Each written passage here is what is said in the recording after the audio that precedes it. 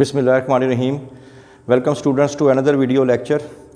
और आज हम लोग फ़र्स्ट ईयर का चैप्टर नंबर 2 से अपना नेक्स्ट जो टॉपिक होगा वो स्टार्ट करेंगे। अगर आपको प्रीवियस लेक्चर याद हो तो हमने न्यूक्लिक एसिड्स के बारे में पढ़ा था और हमने कहा था कि दो तरह के होते हैं ये, एक को कहते हैं डीएनए और एक को कहते हैं आरएनए।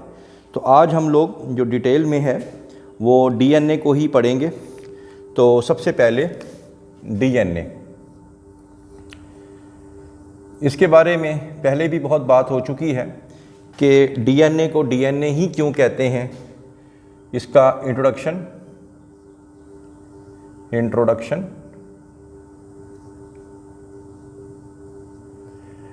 में ये आपने बताना है कि ये क्या है। इसको डीएनए एब्रीविएशन किस चीज़ की है, तो आप बताएंगे डीऑक्सी राइबो न्यूक्लिक एसिड।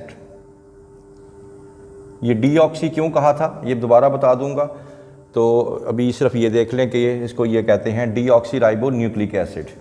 तो ये इसको हम लोग बताएंगे। और डीएनए जो है इंट्रोडक्शन में ये भी बता दें, इट इज़ अ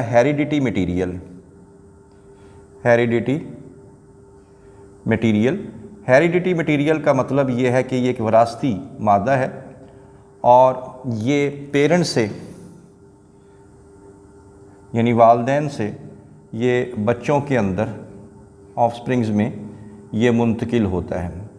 यानी कोई भी जो एक ऑफस्प्रिंग कोई क्वालिटी एक्वायर करता है वो because of DNA he control कर रहे होते हैं उसको, हर चीज़ की डीएनए कंट्रोल कर रहा होता है।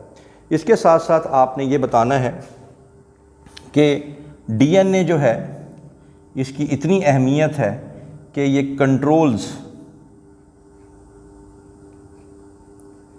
ऑल दी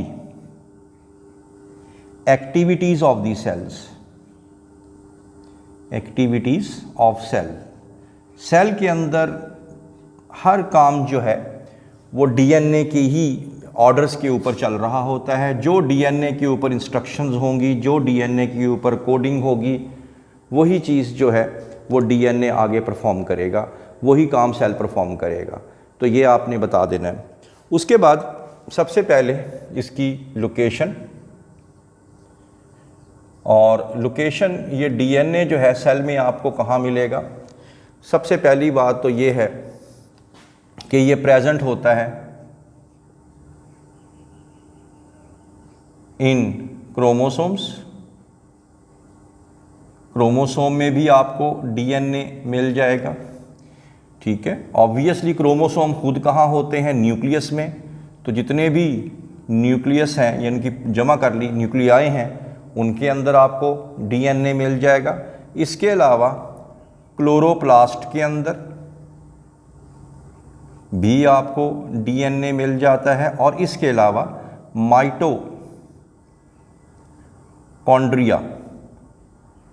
माइटोकॉन्ड्रिया में भी आपको डीएनए मिल जाएगा। ये आपका एमसीक्यू हो सकता है कि डीएनए किस किस जगह पे मौजूद होते हैं, ठीक है। उसके बाद आप इसका जिक्र करेंगे केमिकल कंपोजिशन।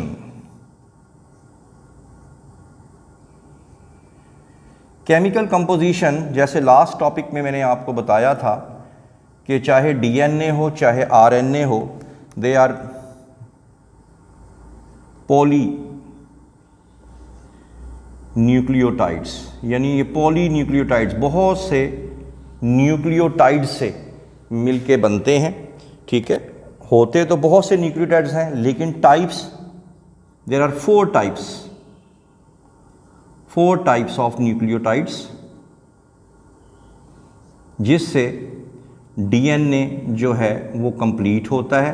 होंगे न्यूक्लियोटाइड्स बेशुमार, लाखों करोड़ों की तादाद में होंगे, मिलियंस बिलियंस की तादाद में होंगे, लेकिन इकसाम न्यूक्लियोटाइड्स की सिर्फ 4 होती हैं जो कि डीएनए में। वो कौन कौन से हैं? एक का नाम है एडेनिन न्यूक्लियोटाइड, एक का नाम है गुआनिन न्यूक्लियोटाइड, साइटोसिन न्यूक्लियोटाइड, ठीक है, और थायमीन न्यूक्लियोटाइड। तो ये आप लोगों ने MCQ में बता देना है। अब ये न्यूक्लियोटाइड बनाने का तरीका मैंने आपको लास्ट लेक्चर में भी बता दिया था, अब दोबारा भी बता दूंगा आपको। तो ये आपने बताना है। न्यूक्लियोटाइड्स DNA में तो होते ही होते हैं, इसके अलावा भी न्यूक्लियोटाइड्स बॉडी में मौजूद होते हैं। मिसाल के तौर पे ये DNA से हट के एग्जांपल दे रहा हूँ, जैसे ATP, एडिनोसिन ट्राइफॉस्फेट, ठीक है, तो ये एडिनोसिन, इसको ट्राइफॉस्फेट बोलते हैं। इसके अलावा एक और होता है NAD प्लस, इसे कहते हैं निकोटिनामाइड,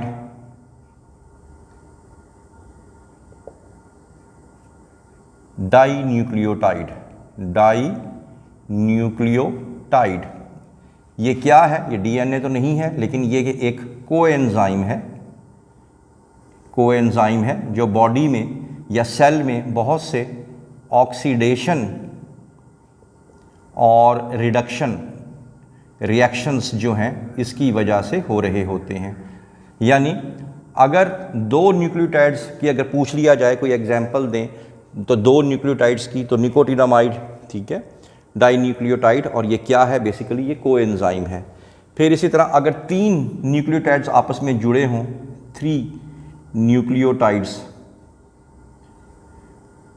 तो फिर वो क्या हो जाएंगे? Try nucleotides. लेकिन जो DNA है, DNA मैंने बताया मिलियंस ऑफ मिलियंस न्यूक्लियोटाइड्स, तो ये बना होता है पॉलीन्यूक्लियोटाइड्स। यानी एक बात तो समझ में आ गई कि DNA जो है वो न्यूक्लियोटाइड्स से मिलके बनता है, और 4 तरह के न्यूक्लियोटाइड्स होते हैं, एडेनिन, गुआनिन, साइटोसिन, और इसके अंदर आ जाएगा गुआनिन। तो ये इसके अंदर आपने बता देना है। उसके बाद DNA की अगर हम आगे बात करें, DNA जो है इसकी एक हेडिंग बना लेते हैं रेशो के हवाले से। यानी ये जो न्यूक्लियोटाइड्स हैं किस रेशो से पाए जाते हैं। तो इसमें एक साइंटिस्ट थे, अर्विन शरगॉफ, ठीक है, अर्विन शरगॉफ। इन्होंने क्या कहा? इन्होंने ये बताया था कि DNA के अंदर जितना एडेनिन होता है, एडेनिन न्यूक्लियोटाइड्स इक्वल्स होते हैं किसके? थायामीन के। T for thiamine, A for adenine. इसी तरह जितने भी गुआनिन हैं वो इक्वल होते हैं किसके? साइटोसिन के, ठीक है। तो DNA में हमेशा एडेनिन जो है वो थायामीन के इक्वल होगा, और गुआनिन जो है वो साइटोसिन के इक्वल होगा। तो अगर आप कभी भूल जाएं तो आप यूं याद रख लें, at government college, GC, at government college, यानी A will be equal to T and G is equal to C। तो ये आप लोगों ने बताना है। तो ये अर्विन शरगॉफ ने बताया कि एडेनिन, अगर इसी तरह अगर A is equal to T है और G is equal to C है, तो हम लोग इसमें से एक MCQ भी निकाल सकते हैं, जो कि कई दफ़ा एंट्री टेस्ट में भी आ जाता होता है। और वो ये कि फ़र्ज़ कर लेते हैं कि अगर DNA के अंदर एडेनिन जो है वो 20% है, और पूछ लिया जाए साइटोसिन कितने % होगी, तो आप कैसे निकाल लेंगे? तो आप सिंपल सी बात है कि एडेनिन अगर 20 है तो हमें पता है कि adenine is equal to thiamine होती है। तो इसका मतलब ये हुआ अगर 20% एडेनिन है तो 20% ही क्या होगी? थायामीन होगी, और ये बन जाएंगे टोटल 40%। अब 100 में से 40% माइनस कर दें, पीछे कितना रह गया? 60%। इसका मतलब है 60% जो है गुआनिन प्लस साइटोसिन DNA में मौजूद है, और क्योंकि इनकी मिकदार भी बराबर है तो लिहाजा तो हम कर सकते हैं कि जो अगर फ़र्ज़ कर लेते हैं साइटोसिन यानी G प्लस C जो है 60 है, तो आधा कितना हो जाएगा? 30%। तो इस तरीके से हम लोग साइटोसिन की मिकदार भी निकाल सकते हैं अगर हमें किसी एक के बारे में बताया गया हो। DNA का एक जो फिज़िकल स्ट्रक्चर है, फिजिकल स्ट्रक्चर डीएनए का किसने दिया था जी, वो भी बता दें। फिजिकल स्ट्रक्चर,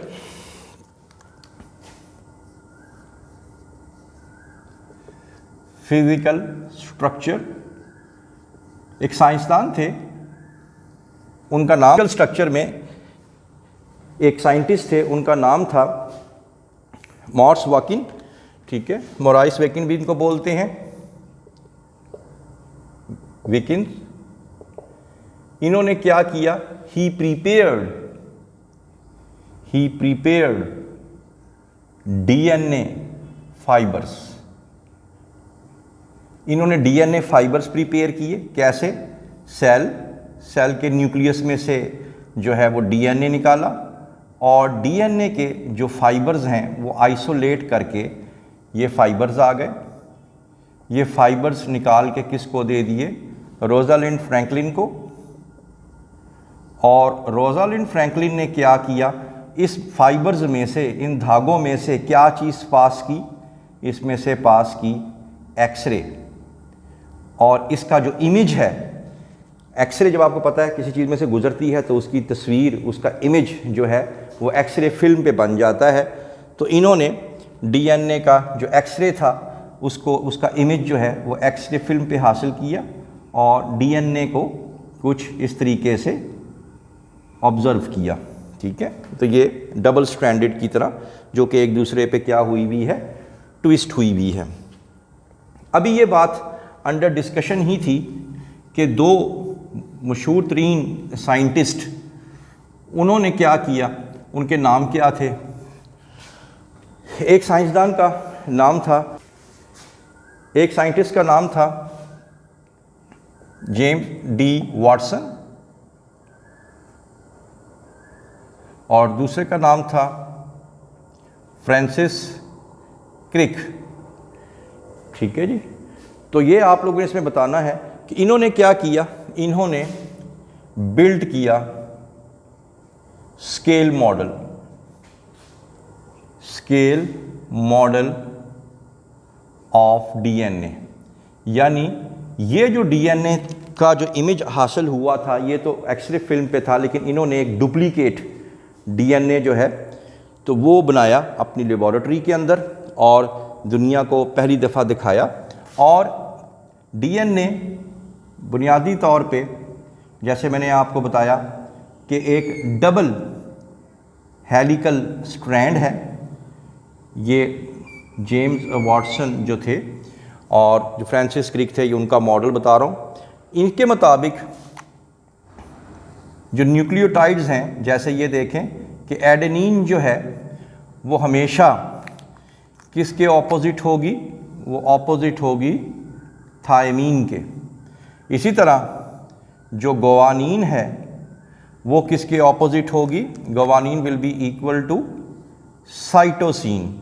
तो ये एक जनाब एक पॉलीन्यूक्लियोटाइड की दो स्ट्रैंड्स हैं। जैसे ये देखें, एक पॉलीन्यूक्लियोटाइड की स्ट्रैंड ये है और दूसरी पॉलीन्यूक्लियोटाइड की स्ट्रैंड ये है। तो इसका मतलब ये हुआ कि डीएनए जो है वो कंपोज हुआ है किस पे, टू पॉलीन्यूक्लियोटाइड्स स्ट्रैंड्स पे। और ना सिर्फ ये दो पॉलीन्यूक्लियोटाइड स्ट्रैंड्स हैं बल्कि ये एक दूसरे के इर्द गिर्द ट्विस्टेड अराउंड ईच अदर, बल्कि ये एक दूसरे पे क्या हुई हुई हैं, ट्विस्ट हुई हुई हैं। तो ये आप लोगों ने बता देना है कि ये इस तरीके से होगा। और ये भी आपने बताना है कि ये जो डीएनए का जो स्ट्रक्चर है, डीएनए का, इसके अंदर जैसे मैंने अभी आपको थोड़ी देर पहले बताया कि एडेनिन जो है हमेशा इक्वल होता है किसके, थायामीन के, और ग्वानिन किसके इक्वल होता है, साइटोसिन के। और ये भी बताना है कि एडेनिन और थायामीन के दरमियान में डबल हाइड्रोजन बॉन्ड है, डबल हाइड्रोजन बॉन्ड्स हैं, जबकि ग्वानिन और साइटोसिन के दरमियान में ट्रिपल हाइड्रोजन बॉन्डिंग है, ट्रिपल हाइड्रोजन बॉन्डिंग है। इसका मतलब ये भी हुआ कि अगर पूछ लिया जाए कि ये दोनों स्ट्रैंड्स आपस में चिपकी क्यों हुई हैं, तो आप बताएंगे because of hydrogen bondings which are present between adenine and thiamine which are double bonds and guanine and cytosine which are triple bonds. ठीक है, तो उनके दरमियान में ये हो सकता है। इसके साथ साथ ये तो हो गए आपस के इनके बॉन्ड्स। फिर आप लोगों ने एक MCQ और बता देना है कि देयर आर 10 बेस पेयर्स, ठीक है, in each turn off DNA। DNA के एक टर्न के अंदर, जहां टर्न का मतलब होता है कि टर्न जहां से शुरू हुआ वहां पे ख़त्म हो रहा है जाके, तो इसके अंदर 10 बेस पेयर्स जो हैं वो आ जाएंगे। ये भी आप लोगों का MCQ हो जाएगा। और ये भी आपने बताना है कि इसका जो एक टर्न है, यानी जहाँ से ये स्टार्ट होके वापस जब आएगा तो वहाँ से वहाँ तक का फासला कितना होगा, वो होगा 34 एंगस्ट्रॉम। ये आप लोगों ने इसके फासले के बारे में बता देना है। अब ये तो हो गया DNA के बारे में। अब DNA की जो दोनों स्ट्रैंड्स होती हैं, ये आप देख रहे हैं, ये ऑपोजिट टू ईच अदर होती हैं। मिसाल के तौर पे अगर इस तरफ 3 प्राइम है तो फिर दूसरी तरफ जो है 5, और यहाँ पे अगर देखें तो ये 5 प्राइम होता है और तीसरा क्या आ जाएगा 3 प्राइम। अब इसके पीछे क्या कहानी है कि ये ऑपोजिट ही क्यों कहलाती हैं, कि ये 3 प्राइम और ये 5 प्राइम, इसको समझने के लिए सबसे पहले अब हम लोग DNA के स्ट्रक्चर को मज़ीद गहराई से देखते हैं। तो पहली बात तो ये है कि अभी हमने थोड़ी देर पहले देखा कि DNA जो हैं वो ट्विस्टेड होते हैं 2 पॉलीन्यूक्लियोटाइड स्ट्रैंड्स पे। अब यहाँ पे अगर हम लोग लिखें, पहली बात तो ये है कि कौन कौन से नाइट्रोजनस बेसिस हैं जो कि DNA में मौजूद हैं। पहले तो मैं आपको DNA के बनाने के बारे में बता देता हूँ। तो मैंने बताया कि DNA में 4 तरह की होती हैं। एक का नाम है एडेनिन, एक का नाम है गुआनिन, एक का नाम है साइटोसिन और एक का नाम है थायमीन। और अगर हम लोग RNA की बात करें तो RNA के अंदर भी एक और होती है यूरासिल। ठीक है, तो लास्ट टाइम भी बताया था DNA में भी 4 नाइट्रोजनस बेसिस, 4 तरह की नाइट्रोजनस बेसिस होती हैं, और RNA में भी 4 तरह की नाइट्रोजनस बेसिस होती हैं। DNA में 4 तरह की कौन सी हैं? Adenine, guanine, cytosine, thiamine. और RNA में कौन सी हैं? Adenine, guanine, cytosine and uracil. इसका मतलब ये भी हुआ कि DNA के अंदर यूरासिल नहीं होता और RNA में थायमीन नहीं होती। ठीक होगी बात। अब होता क्या है, अगर लास्ट लेक्चर अगर आपने पढ़ा है तो nitrogenous bases plus pentose sugar, ठीक है, पेंटोज। तो सबसे पहले मैं RNA बनाने जा रहा हूं, RNA। तो अगर आपको याद हो, जब नाइट्रोजनस बेस के साथ पेंटोज शुगर मिलती है तो वो न्यूक्लियोसाइड बन जाता है। तो इसका नाम हो जाएगा एडिनोसिन। इसका मतलब है एडिनोसिन क्या है? न्यूक्लियोसाइड। इसका नाम बन जाएगा गुआनोसिन। इसका नाम पड़ जाएगा साइटिडीन। ओके, और क्योंकि ये RNA है इसमें थायामीन नहीं होगा तो इसमें आ जाएगा यूरिडीन, पहली चीज़। इसका मतलब याद रखिएगा कि एडेनिन और एडिनोसिन में क्या फ़र्क हुआ कि एडेनिन सिर्फ एक नाइट्रोजनस बेस है, जबकि एडिनोसिन क्या है? न्यूक्लियोसाइड है। ओके, उसके बाद आपने इसको अब न्यूक्लियोटाइड बनाना है। तो न्यूक्लियोटाइड कैसे बनेगा कि अगर इसमें अब आप लोग किस चीज़ का इजाफा कर देंगे? फॉस्फोरिक एसिड का। तो इसका नाम अब पड़ जाएगा, जब फॉस्फोरिक एसिड ऐड हो जाएगी तो ये आ गया एडिनोसिन में। जब एक आप लोग फॉस्फोरिक एसिड डालेंगे तो ये बन जाएगा adenosine monophosphate. Adenosine diphosphate and adenosine triphosphate. Okay, तो ये इसमें आ गया, ठीक है, AMP, ADP और ATP।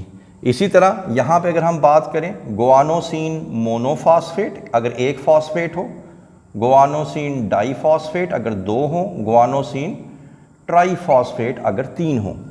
इसी तरह cytidine monophosphate, cytidine diphosphate and cytidine triphosphate, ठीक है, ये इसमें होता ही नहीं है RNA में। और इसमें uridine monophosphate, uridine diphosphate and uridine triphosphate. Okay होगी बात, ये हो गया RNA के हवाले से। तो RNA में वैसे ये एक सिंगल ही होते हैं, मोनो होते हैं, बाकी तो नहीं होते। अच्छा, इसी तरह अगर हम लोग अब आप DNA की बात कर लें तो DNA में इसी को ही फॉलो करते हैं कि अब हम लोग DNA बनाने जा रहे हैं। DNA, तो DNA में पहले nitrogenous base plus pentose sugar, इसमें भी ऐसा ही होता है। तो ये हो जाएगा सेम बिल्कुल वैसे ही एडिनोसिन, ठीक है, लेकिन इसका नाम जो है वो अब क्या होगा, इसका नाम होगा डी एडिनोसिन।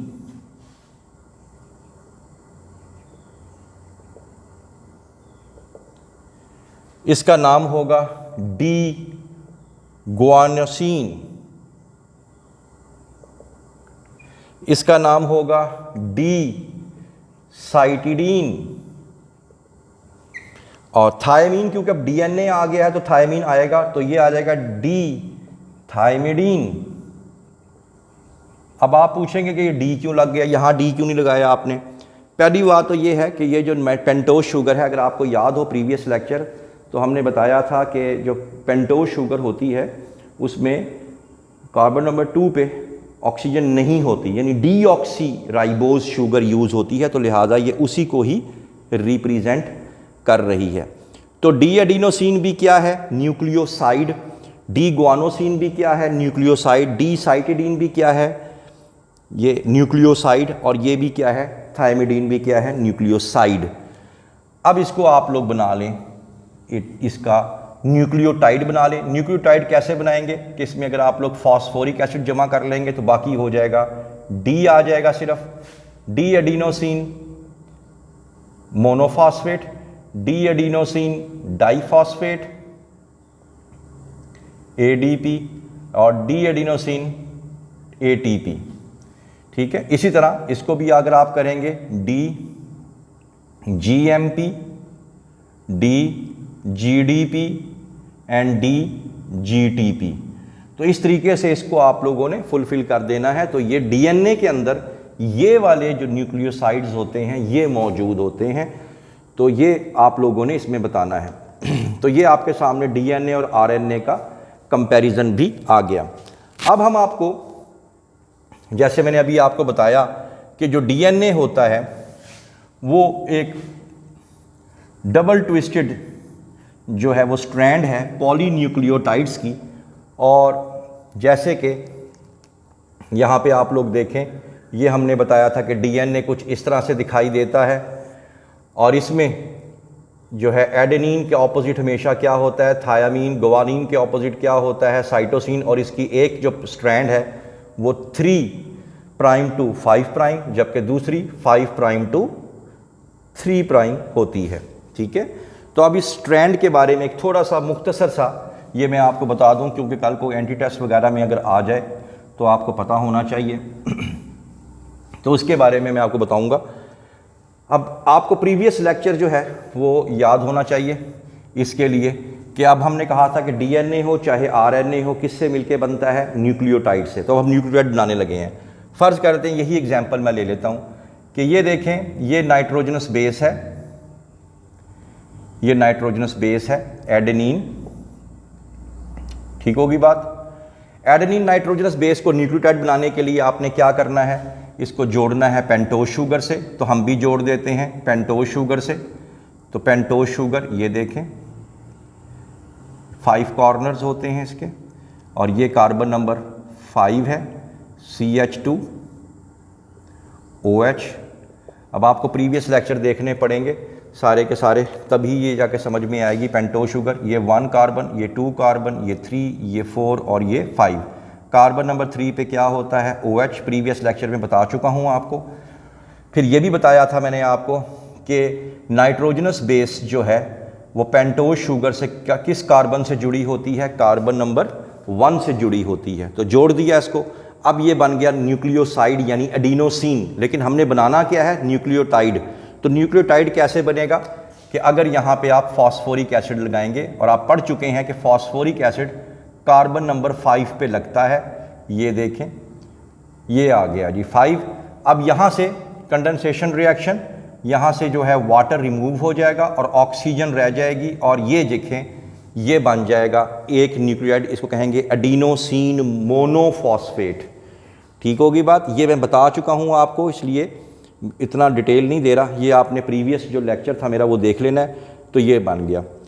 इसी तरह एडिनोसिन के सामने मैंने अभी आपको बताया कि हमेशा इसके ऑपोजिट क्या होता है? इसके ऑपोजिट, एडेनिन के ऑपोजिट हमेशा होगा थायमीन। और इन दोनों के दरमियान में कौन से होंगे? Double hydrogen bond. अब थायमीन एक नाइट्रोजनस बेस है, इसको न्यूक्लियोटाइड बनाना है। तो न्यूक्लियोटाइड बनाने के लिए इसको भी पेंटोज शुगर से आपको जोड़ना पड़ेगा। अब आप ये देखें, ये मैं इसकी पेंटोज शुगर को मैं अटैच कर रहा हूँ।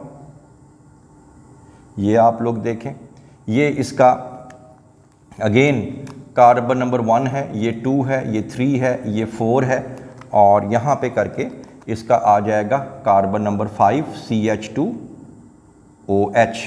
ये कार्बन नंबर 5 हो जाएगा। अब आप यहाँ पे कहेंगे जी सर ये क्या किया आपने? यहाँ O ऊपर था, यहाँ O। अभी मैंने बताया कि दोनों स्ट्रैंड्स क्या होती हैं? Anti parallel. तो ज़ाहिरी बात है, इसका अगर O ऊपर है तो ये एंटी है, तो इसका O नीचे की तरफ होगा। लेकिन रूल वही रहेगा। रूल क्या रहेगा कि थायामीन जो है कार्बन नंबर 1 से ही अटैच होगा। ये देखें, कार्बन नंबर 1 से। तो अब ये बन गया न्यूक्लियोसाइड थाइमेडीन। लेकिन हमने इसको क्या बनाना है? न्यूक्लियोटाइड। तो न्यूक्लियोटाइड बनाने के लिए तीसरी चीज़ हमें क्या चाहिए होगी? Phosphoric acid. तो ये देखें OH, OH एंड OH। फिर इन OH में से आप लोगों ने यहाँ से वाटर जो है रिमूव कर देना है और यहाँ पे इसको जोड़ देना है। तो अब हमारे ऑपोजिट हो गया एडेनिन न्यूक्लियोटाइड, जिसमें 3 चीज़ें हैं, nitrogenous base, pentose sugar and phosphoric acid. इधर भी 3 चीज़ें हो गई पूरी। अब इसको कंटिन्यू रखें। अब यहाँ पे हमारे पास सपोज एक और नाइट्रोजनस बेस आ जाता है। ये आ गया फॉर एग्जांपल, ये गुआनीन है। ठीक है, तो गुआनीन जो है वो किसके ऑपोजिट होगा? वो ऑपोजिट होगा साइटोसिन के। और गुआनीन और साइटोसिन के दरमियान में MCQ मैंने भी आपको बताया ट्रिपल हाइड्रोजन बॉन्ड्स होते हैं। अब गुआनीन क्योंकि सिंगल नाइट्रोजनस बेस है, इसको न्यूक्लियोटाइड बनाएं। तो न्यूक्लियोटाइड कैसे बनाएंगे? पहले तो आप जोड़ेंगे इसके साथ पेंटोज शुगर। ये आप लोग देख लें 5 कॉर्नर वाली। ठीक है, और इसमें यहाँ पे carbon 1, carbon 2, carbon 3, carbon 4 and carbon 5 CH2OH। ठीक होगी बात? कार्बन नंबर 3 पे यहाँ पे क्या होता है? OH होता है। रूल वही है कि नाइट्रोजनस बेस पेंटोज शुगर से एट कार्बन नंबर 1 जुड़ेगी। फिर कार्बन नंबर 5 जो है वो किससे जुड़ती है?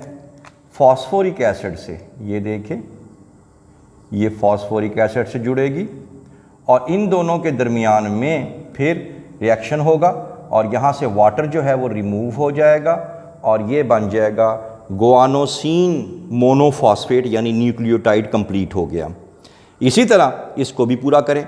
ये बेचारा सिर्फ साइटोसिन नाइट्रोजनस बेस है, तो इसको बनाएं, न्यूक्लियोटाइड बनाएं। तो क्या करेंगे? पहले पेंटोज शुगर 5 कॉर्नर वाली।